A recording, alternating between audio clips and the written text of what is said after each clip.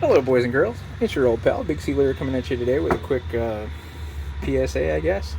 If you're attempting to use your CanFD adapter and you are getting a message on your screen that says CanFD adapter cannot be checked or something of the like, it just means that your CanFD adapter needs to be updated. In order to do that, there's one and a half things to keep in mind. Number one, do not update it while connected to a vehicle. Make sure you are unplugged from any vehicle's OBD2 port.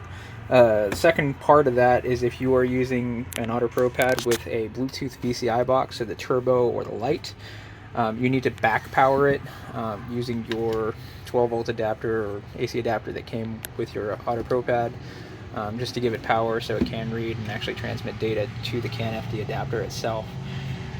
Essentially, we're going to go into a CanFD adapter required vehicle in order to trigger the update. So in this case, I'm going to go to GM USA and we'll allow it to load.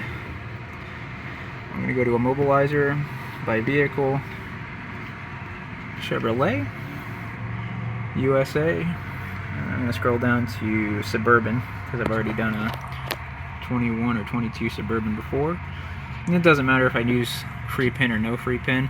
At this point, it's going to try to click and communicate and all that kind of stuff. It takes about, I don't know, a minute or two for this to come up, so I'm just going to go ahead and pause the recording and come back when it comes back up.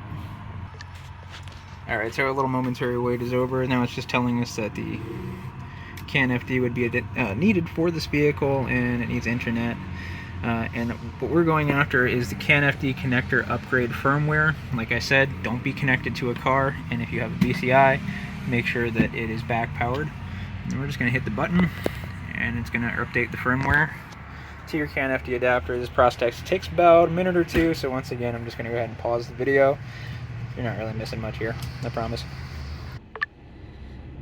Alright, so it's been a couple of minutes, and as we can see, CanFD connector upgrade firmware has finished.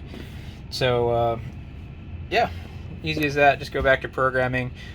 Once you cut power to this, if you're on a VCI-enabled device, it may kick you out back to the main menu, and you may just kind of have to reselect your vehicle again or whatever, but no big deal. But, yeah, hope it helps. Thanks, guys.